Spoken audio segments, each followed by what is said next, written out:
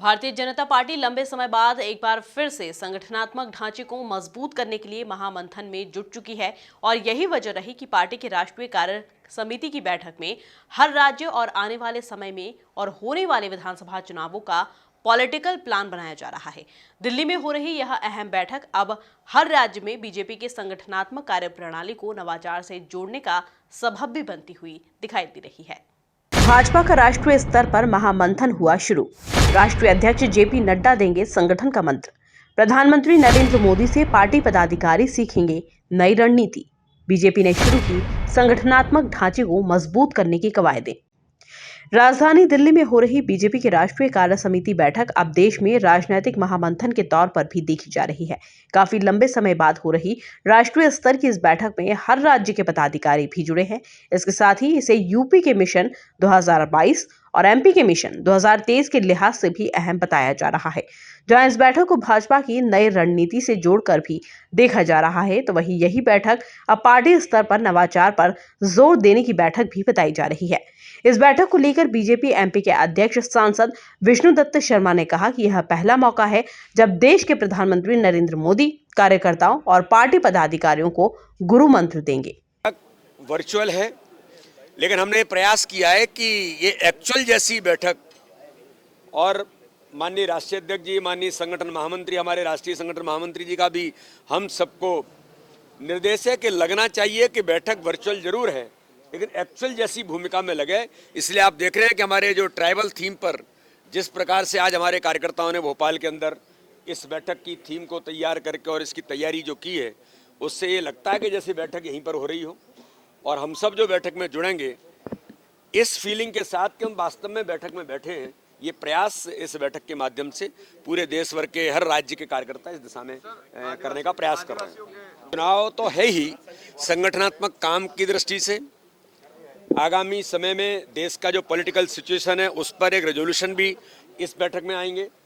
कल माननीय महामंत्री जी ने इस बात का प्रेस को उल्लेख भी किया है कि रेजोल्यूशन के साथ कई ऐसे मुद्दे जो आज के समय के अनुरूप जिनकी जरूरत है, वो सारे मुद्दों पर चर्चा आज इस बैठक में होगी।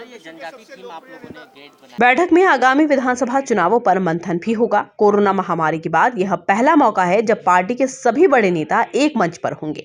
बैठक में कुछ नेता वीडियो कॉन्फ्रेंसिंग के जरिए जुड़ेंगे। बैठक में प्रधानमंत्री नरेंद्र मोदी, पार्टी अध्यक्ष जेपी नड्डा और कई केंद्रीय मंत्रियों सहित 124 राष्ट्रीय कार्यकारिणी सदस्य बैठक में शामिल हो रहे हैं, जबकि मुख्यमंत्रियों सहित विभिन्न राज्यों में सदस्य वीडियो कॉन्फ्रेंसिंग से जुड़ेंगे। इसके साथ ही इसके लिए कोरोना प्रोटोकॉल का पूरा पालन किया जाएगा। माननीय राष्ट्रीय अध्यक्ष जी, माननीय प्रधानमंत्री जी और सबने मिलकर तय किए हैं, उन पर चर्चा होगी। लेकिन सामयिक जो राष्ट्रीय परिस्थितियां हैं उन पर चर्चा होती है, पार्टी के संगठन के कामों पर चर्चा होती है और आगामी लक्ष्य निर्धारित करते हैं। लेकिन मैं तो आज केवल इतना कहना चाहता हूं कि कांग्रेस बहुत शोर मचाती थी डीजल और पेट्रोल के दामों का।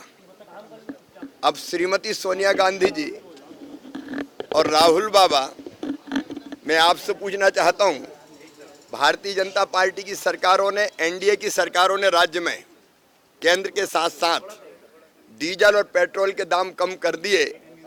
अब मैडम सोनिया गांधी क्या कर रही है? कांग्रेस शासित राज्यों के मुख्यमंत्री डीजल और पेट्रोल के दाम कम क्यों नहीं कर रहे? वेट क्यों नहीं घटा रहे? अब तक ये घड़ियाली आंसू रोते थे। जनता के कष्टों का झूठा रोना, और जब प्रधानमंत्री जी ने कर दिया, राज्य सरकारों ने कर दिया भारतीय जनता पार्टी की, तो अब चुप्पी दबाए बैठे हैं।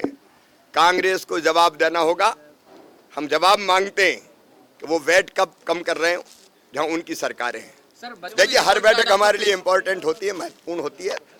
पार्टी की बैठक केवल चुनाव तक सीमित नहीं रहती, चुनाव का भी विश्लेषण करते हैं, लेकिन आगे बढ़ने के जो हमारे लक्ष्य हैं वो भी तय होते हैं और उसके हिसाब से आगे चलते हैं। बाकी अध्यक्ष, आपको बता दें कि अगले साल 5 राज्यों में विधानसभा चुनाव होने हैं, जिनमें यूपी, उत्तराखंड, पंजाब और गोवा अहम है।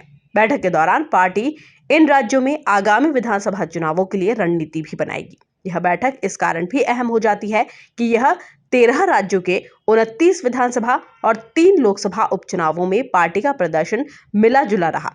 ऐसे में पार्टी अब नई रणनीति और नए तौर तरीकों के साथ चुनाव मैदान में उतरने का नया मंत्र भी तैयार कर सकती है। Bureau report, MP news.